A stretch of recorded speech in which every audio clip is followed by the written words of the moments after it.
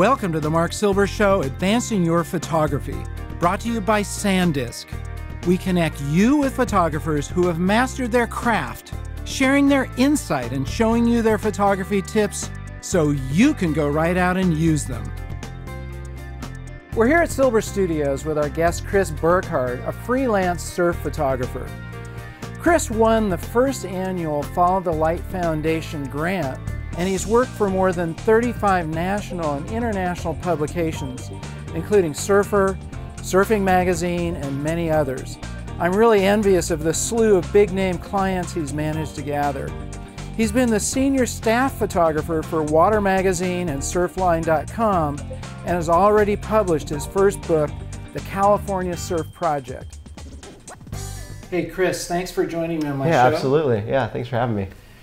So tell us about your style of photography and the type of work you love to do. If I could sum up my style, probably just have to be anything, that has to do with natural light. I think that that's what inspires me the most. And not to say that I don't like to experiment with all types of flash or, things like that, but when kind of documenting surf culture, I think it's best done in just, the native scenics that you kind of see around. And I've tried to document a time and a place, and for me, over the short career I've had so far, it's been mostly California and some travels around the world, and I just try to look for things that I think are gonna stir up some meaning in people, and inspire them and make them want to follow in the footsteps of people that are taking these photographs. Sure. Yeah. Now on that note, how do you inspire them? What is that core point that you go after?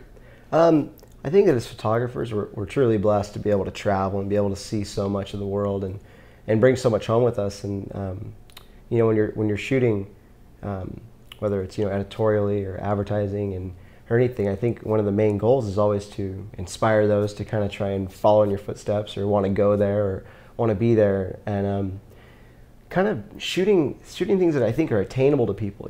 Shooting things like in places that I feel like people can actually see themselves going, and I mean sometimes the simple moments are the best, whether you're out camping somewhere and you're shooting just somebody like reading by their headlamp at the middle of the night, or like kind of like a pullback scenic of where you parked your van to hide out for the evening while you're waiting for the surf in the morning, something like that. So what's the story behind the California Surf Project? The story behind this California Surf Project, it's a funny one actually. My wife, she was with me and a good friend of mine surfing. We were driving out on a beautiful Central California day, just gonna go take some pictures, and we were kind of talking, me and the surfer, we were just kind of collaborating, I'd love to do this, I'd love to do a trip that kind of summed up all the things we love about California, and he is an artist and I was a photographer, and it was kind of like this rad moment. And my wife just butted in, she's like, hey, you guys should do a book, something on California, something that sums up all these things you guys love, and maybe like a trip or something. And we were like, oh my gosh, it made sense.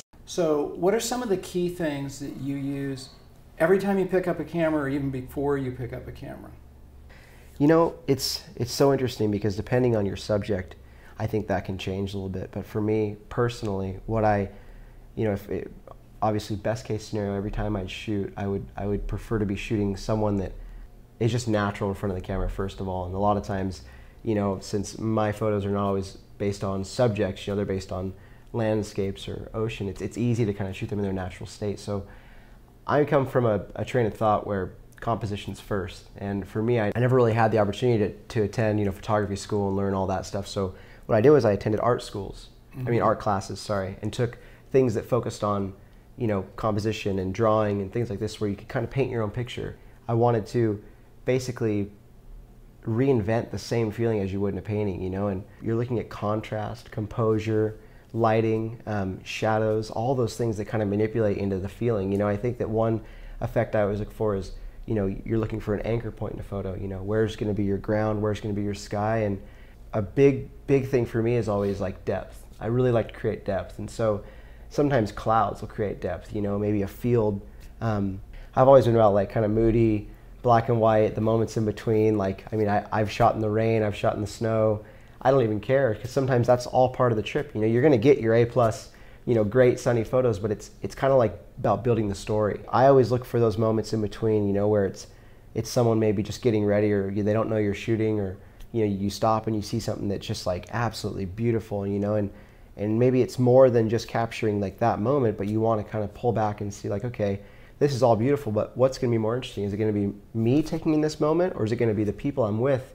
What is their reaction, and kind of pull back and see like, what are they thinking? What are they experiencing? Maybe they're like jumping up and down, looking at the surf or something like that, or waxing up their boards, or frantically doing this or that. And I think that when you stop and think about what's going to be the most significant thing, a lot of times it's not necessarily what you're seeing, but it's what someone else might be seeing. And so if you kind of take a step behind them, that's a good way to try and survey things too. So on that point, when you're trying to grab that emotion out of those subjects, how do you do that?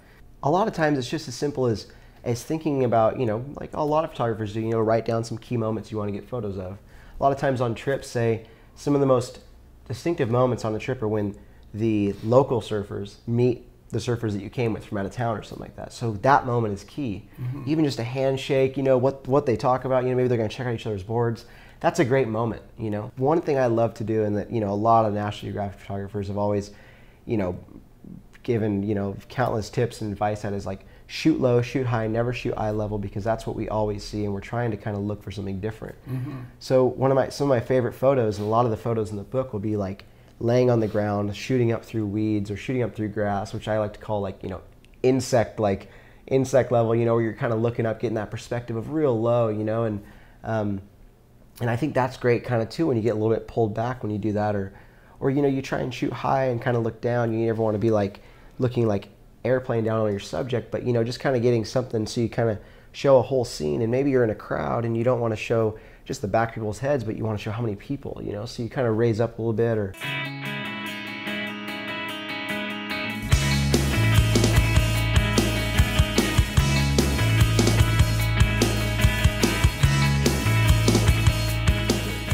Hey Chris, so in terms of what's under the hood of your camera, what's the importance of that card? The card is the brains of everything. Without a good working card, a properly formatted card, you can turn the $1 million shoot into, a nightmare of trying to find recovery software. For me, SanDisk always works the best. So, what do you think that, if you had to distill the essence of getting that cover shot, what do you think those elements are? There's like 4 things or 5 things, and it's composition, light, depth, contrast, and then just mojo, whatever you want to say at the end, right? What's the mojo? I don't know. That would be like the moment, I think the mojo, the moment, right? Somewhere in between like 8 frames a second and 10 frames a second is usually the mojo. But in reality, I think it's just finding the moment where kind of all those things come together. And, it could be the difference between like squatting down and shooting and standing up and shooting. Chris, any final advice for viewers who want to get better shots? When it comes to getting better shots, I think that any person that tries to develop a style and sticks with it is going to really find, I think, greater results than trying to be kind of the mediocre at everything, I find that sometimes for me, it's like I try to translate the same style that I interpret surf through everything else, and whether that's like some moody backlit silhouette shot, with some clouds or something, I want to translate that in everything, and I kind of look for that. Hey Chris, thanks for joining us. Thank you, Mark. Really been great to have you here. Appreciate it. Subscribe to our blog where we'll give you updates on the show, tips, and other cool stuff. Also, check out Chris's site for a closer look at his work. I'd like to thank SanDisk for sponsoring our show. Tune in to our next episode where we pick another photographer's brains. Until then, this is Marc Silber reminding you to get out and capture your own images of life.